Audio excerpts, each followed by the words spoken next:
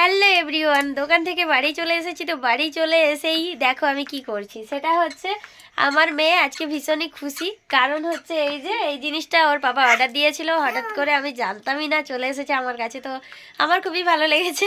যাই হোক, আমি কয়েকটা ভিডিও করে নিয়েছি। তো এটা পেয়ে মেয়ে ভীষণ খুশি। তো তার সাথে ওর দিদিভাই এসে গেছে। এটা হচ্ছে আমার জায়ের মেয়ে পরি। তো ওরা দুই বোনে খেলা করছে, ওদের সাথে আমিও একটু টাইম কাটালাম। তো তার সাথে সাথে আমার একটা কথা খুব মনে পড়ে গেল। সেটা হচ্ছে গতকালকে আমি যখন দোকানে যাই, দোকানে যাওয়ার উদ্দেশ্যে বাড়ি থেকে বেরিয়ে গেছি। তো এখান থেকে যাওয়ার পরে একজন লোক, মানে আমাদের বাঁধে একটি দোকান আছে, ওইখান থেকে আমার দিকে তাকিয়ে আছে। তো আমি বুঝতে পারিনি যে কেন আমার দিকে তাকিয়ে আছে। তো আমার দিকে তাকিয়ে আছে, তো আমি বুঝতে পারলাম না কেন তাকিয়ে আছে। তো আমি তো চলে গেছি দোকানে। কি বলো? আমার একটা মাস্ক আর কি আর অনেক কিছু। চলো, আর আমি চলে গিয়েছিলাম দোকান। তো আজকে যখন আমি দোকানে যাওয়ার জন্য বেরিয়ে গেছি দিয়ে বানে গেছি, তো ওখানে আমাদের পাশের বাড়ি দিদিভাই আমাকে বলছে, জানিস বুলটি, তুই ভাইরাল হয়ে গেছিস। কারণ ওই নামে আমাদের এখানে সবাই চেনে। তো সেই হিসাবে বলছে যে আমি নাকি ভাইরাল হয়ে গেছি। তো আমি বললাম, কী বিষয়ে আমি ভাইরাল হলাম? আমি তো নিজেই জানি না ভাইরাল কিভাবে হলাম, আমি তো হইনি এখনও, সেটা জানি।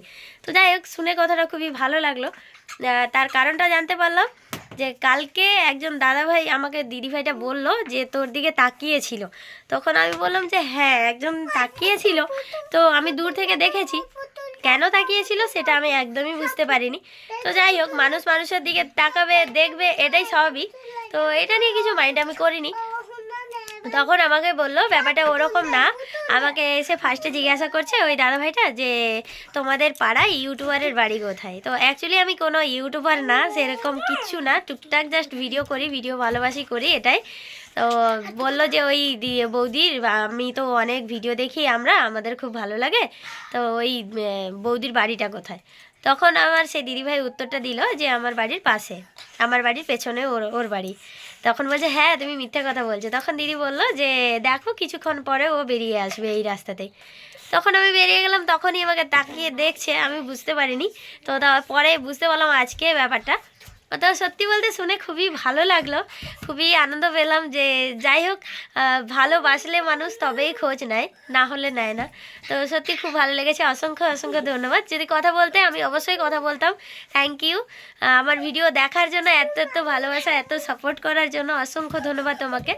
সাথে আরও একটা কথা বললো, ওই দিদি ভাইয়ের যে বাবার বাড়ি, ওইখানে অনেকেই নাকি আমার ভিডিও দেখে এবং আমার ভিডিও খুব পছন্দ করে, ভালোবাসে। তো এটা শুনেও আমার সত্যি অনেক ভালো লেগেছে। থ্যাংক ইউ তোমাদেরকেও, যদি আমার ভিডিও দেখে থাকো অসংখ্য ধন্যবাদ। যারা যারা আমার ভিডিও দেখো, ভালোবাসো আমাকে এত, তো অসংখ্য অসংখ্য ধন্যবাদ, মন থেকে বলছি। তো এই ছিল আমার আজকের গল্প। গল্প না, একদমই সত্যি। তো কেমন লাগলো তোমাদের? অবশ্যই লাইক কমেন্ট শেয়ার অবশ্যই চাই। আর অনেক অনেক ভালোবাসা চাই। এত তো ভালোবাসা দিচ্ছ, আরও ভালোবাসা চাই তোমাদের কাছ থেকে। তো চলো, টাটা, ভালো থেকো সবাই।